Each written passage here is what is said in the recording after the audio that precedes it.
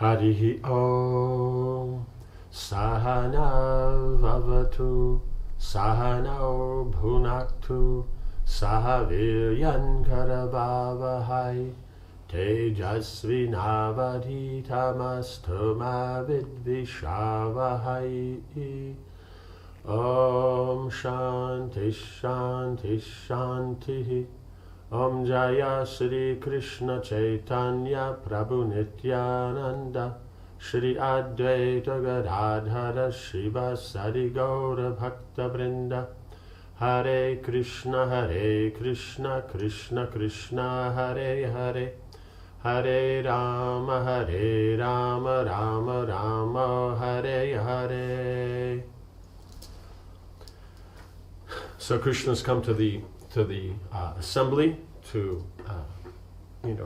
try to work out a settlement between the two parties, and he's spoken what he considers as the points of to appreciate, and then now he's saying that he will now repeat the messages of the Pandavas themselves. Krishna repeated what Yudhishthira had said before Krishna departed. At your command, quote, "At your command, O king, we have spent 13 years in exile, expecting you would keep your word. As we have carefully kept our pledge, so we ask you to keep yours. We have suffered greatly and now desire to return to our kingdom. O Bharata, you know the principles of virtue. Act towards us as a father should act towards his sons. We will act as your sons. You are our worshipable elder. If you find us remiss in our duties, do not hesitate to correct us. O king, set us on the proper course, and thereby follow the excellent path of virtue." Dhritarashtra shifted on his throne as shafts of sunlight illuminated his painful expression. His guilt at having mistreated Pandu's sons bothered him more than anything else. They had been brought to him as young children after their father, his brother, had died. Certainly, he should treat them no differently than his own sons. This was surely his greatest sin, that he neglected and even inflicted suffering on those deserving his protection. Tears fell from his blind eyes as Krishna continued. In an assembly where virtue is overcome by vice, it is the duty of the members of that assembly to remove it by all means. If vice is not removed, then it will kill all of those who have participated in it. If vice prevails over virtue, falsehood over truth, then those who allow it will be ruined. Right? So that's the Manu makes that point, is that when you're dealing with justice, then the whole point of punishment, it's a very powerful entity, in that if it's applied properly, then everything goes very nicely. But if there is some politics or some untruth or some other considerations that aren't actually appropriate, then it will destroy it'll destroy those who were involved. So people can say as, "Oh no, but I didn't make the decision." But it says you're in the court, you didn't try to overcome it. Maybe you couldn't overcome it, but it will destroy everybody. And so it's very, very important to note that, because otherwise nowadays in the kind of contemporary environment where the tendency is to go from leadership into bureaucracy, because everybody votes, and then the majority voted. What could I do? I abstained, or I voted against, or like this and that. But if one's simply using that as an excuse, then if there's any wrong by that group, it will affect you also. This is the thing, is that you can say as, "Oh, but we don't work by those systems," but that doesn't matter. It's God's laws. It's the laws of nature, and so those laws will catch. So that's what Yudhishthira is pointing out. So that means not only will it affect Dhritarashtra, and of course Duryodhana, Shakuni, and Karna, but anybody else who didn't try. Like you see in that whole assembly, means Vidura spoke up something, Drona, Kripa, and Bhishma, they spoke up. And of all of others, only Vikarna spoke up, of the brothers of Duryodhana. But everybody else, who is that? They'll all be destroyed. And anybody that's with them that they use to try to protect themselves, then they become implicated in it, they become destroyed. So that means all those kings that were there, And all the kings now in the assembly now, them and all of their soldiers who have come there to support them, they'll all be destroyed. That's just how the laws work. So the point is, it's the king's duty to see to justice. But that's why you see the Brahmins and the devotees, they don't have to worry about it. If they're in a position to establish it, then they will. But if it's injustice towards themselves, they don't have to worry. They don't have to retaliate because the laws of nature will take care of it. So you don't have to worry. It means everybody connected will be punished, suitably. In this case, then it will be quite severe because of what's there. And other things, it might be a light thing, so it'll be light. Whatever it is, it's balanced. Anyway. What else could you do but return the Pandavas' kingdom? I desire both your good and what is best for the Pandavas. My words are true, then let the Kurus confirm them and release the Kshatriya race from the shackles of death. Make the large-souled, virtuous Yudhishthira your ally. Do not destroy these kings for the sake of vice, nor morality for the sake of so-called happiness. Do not mistake good for evil and evil for good. O Lord of the earth, restrain your sons who are too attached to avarice. Kunti's sons are ready to serve you and fight for you. This is my advice. Choose now that recourse which appears best to you, O king. Right, so then you see is that Krishna is pointing out is that if you don't give them back, then all these kings that are there, they're all condemned to death. And it's your decision. Simply because your son is badly behaved. That's all. And not only that, he's willing to give up all virtue for his own desire. So he's unqualified like that. But at least you control into, between you and him, that's up to you. Everyone remained silent.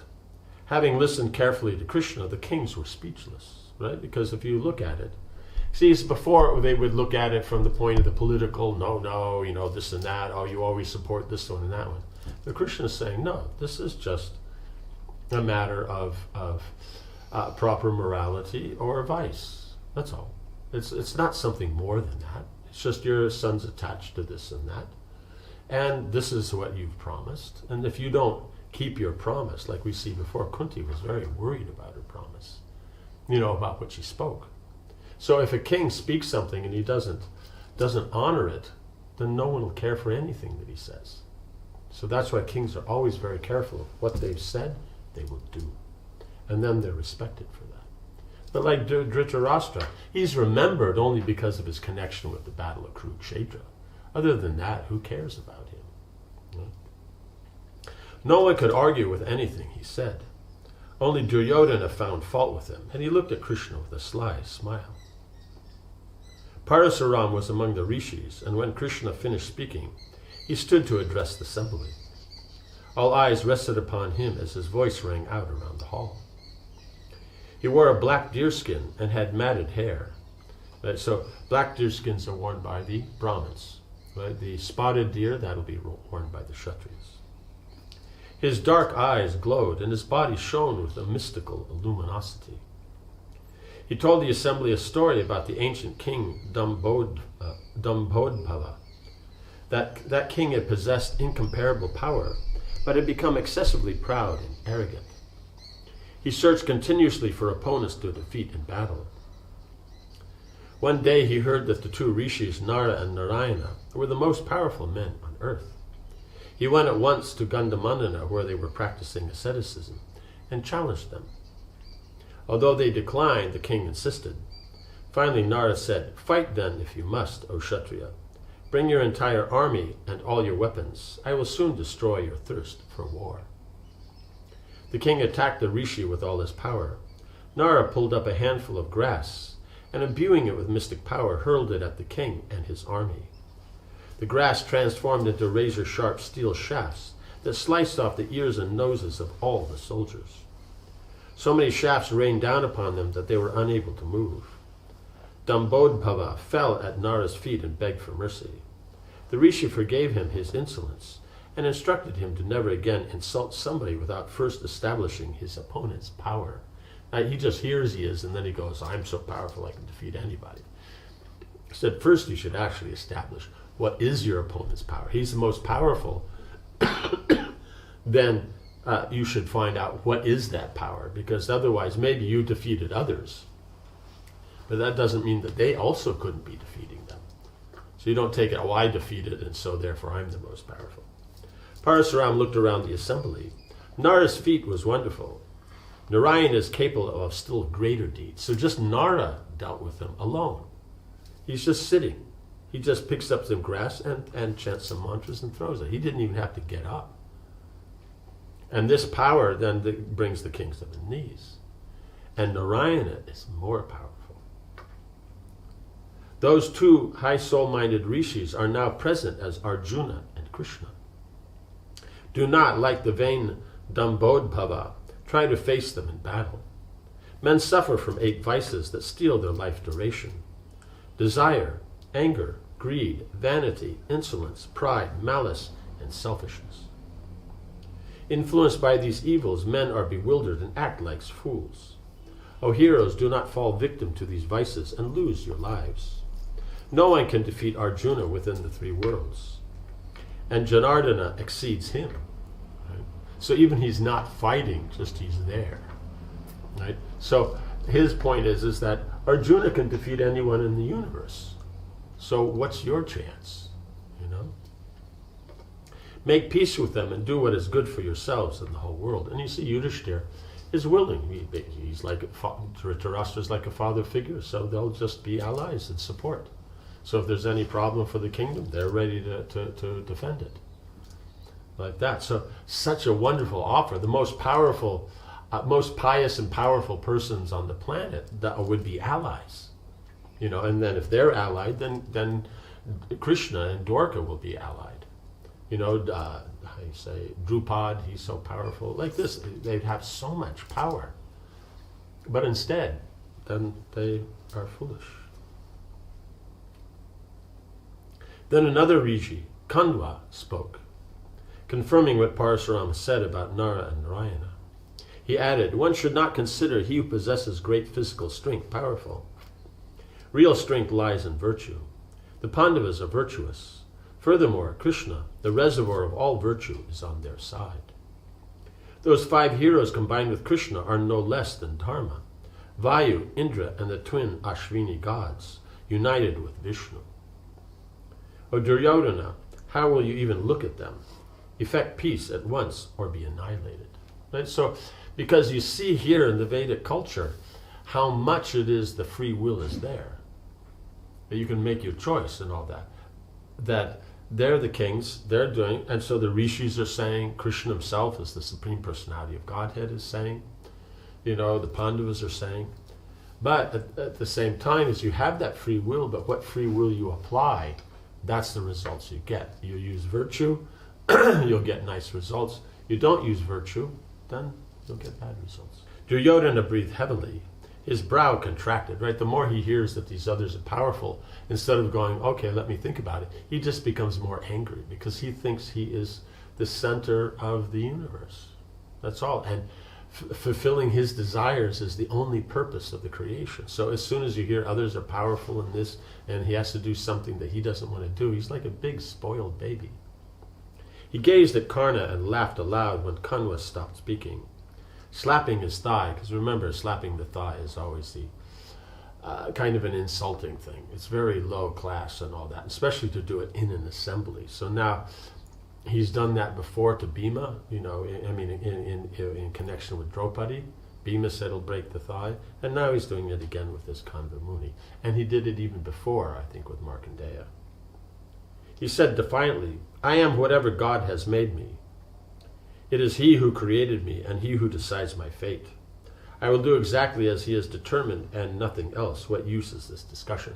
So he forgets that he has free will. Yes, according to your previous desire, God's made you to be like this. So he lacks virtue in that. But it still doesn't mean he can't use his intelligence and make a decision like that. You know. So that's the point. But he's just saying, no, I've been made like this, and so if I do like this, it's not my fault. I was made like this. So see, him and his father, they cannot take responsibility. They will make choices and apply the free will when it's for their benefit. But if they think it's not for their benefit, then they'll just go, what can I do? I was made this way. The prince had little faith in any supreme power, and his voice dripped with sarcasm. He looked at Karna, and both of them smiled. They were not interested in the Rishi's words. Then Narada spoke. Look at this assembly, right? Narad's here, Kanva Muni, Parasuram. Like Parasuram, he narrated an ancient history about a king who had suffered as a result of his own obstinacy and ignorance. In conclusion, he said, O ruler of the earth, listen to your well-wisher's advice. Obstinacy leads to ruin. Abandon your anger and vanity and make peace with the Pandavas. Reflect carefully on this story I've just told, which is full of profound instructions and is approved by learned men. By understanding these instructions and by curbing desire and anger, a man may attain sovereignty over the world. By acting otherwise, one achieves only destruction. So he wants to have sovereignty over the world, so he's saying how to do it, because the Pandavas would be their allies. They would still be the emperor. So they would, right now they're the emperor, and then there's a problem. They're going to have this big war. But if they give the Pandavas their half of the kingdom, then they'll be the emperors of the world and have as allies the Pandavas and others. So you can see is that his obstinacy will not result in sovereignty over the world. It will result in total destruction. Duryodhana said nothing. Dhritarashtra lifted his hand and replied, O Narada, what you have said is true. I wish for peace, but I am not the master in this case. Means he's just saying, I'm not the master. He wishes for it, but he's not the master. It's being left with his son Duryodhana, who's not actually the emperor. It means he manages things, but technically it's his father's decision. But because of his attachment, he's not the master, means he's controlled by his affections. And in this case, it'll be for the destruction of both him and his son. Dhritarashtra turned towards Krishna, who sat easily on his throne, one foot on the seat and the other resting on the cushion at his feet. O Keshava, I accept what you have said as the truth. What you have said is for our benefit and the benefit of the world. By following your words, we can attain heaven. Dhritarashtra's words surprised no one. He always knew what to say, what was right and wrong, but his acts belied his words. Right? Because he knows what's right. He's a Rajarshi. He's been trained very well. So he knows, he's from the Kuru dynasty, so he knows very nicely what is right and what's wrong. And if it's not about his son, he'll rule very well, very justly. But when it comes to his son, he's so overwhelmed by his attachments that he like he said, he's no longer the master. As his audience expected, he wanted to make his excuses yet again. So Duryodhana made his excuses, and now Dhritarashtra. But I am not my own master. O best of men, try to persuade my wicked son Duryodhana, who disregards all scriptural injunctions and never does what pleases me. He will not listen to me, and neither will he hear from Vidura, Bhishma, or any of his elders. Please instruct him, Krishna. If you can correct my son of crooked intellect and sinful heart, then you will perform your duty as a friend. Right? So now he's putting on him. If you can do it, you perform your duty as a friend, and if you don't, then it's your fault. But he's the father.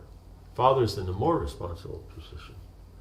So basically, all he has to do is tell Bhishma that take the guards and lock the boy up.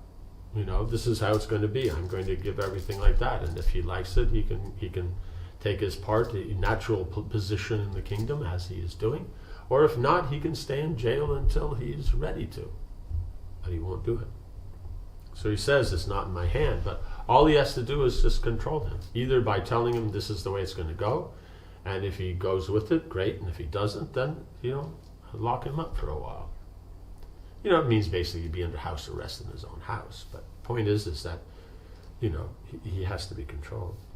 Krishna turned towards Duryodhana. I will speak only for your good, O best of the Bharatas. I desire your prosperity and happiness as much as you do. What you are contemplating will make you suffer. Wise men in this world act only for virtue and profit. Thus, they fulfill their desires. What you are proposing will not fulfill your desires. Your obstinacy is vicious, frightful, and destructive. It will hurt you, and there is no reason for it. Give it up. Pursue instead a course that will benefit you, your brothers, your followers, and your friends. O chastiser of foes, make peace with your cousins. This will please your father and all the Kuru elders. Your father has commanded you to seek peace. A good man never neglects his father's order. Nor does he ignore the advice of friends who know what is good. One who disregards the orders of seniors and the advice of well-wishers will be consumed as one who eats poisonous fruits, dies. He never achieves his goal and is ultimately left sunk in remorse. Right, so Krishna's come up to this point, and then we'll see how things unfold. Om Hare Krishna, Krishna Krishna, Hare Hare, Hare Rama, Rama Rama, Hare Hare.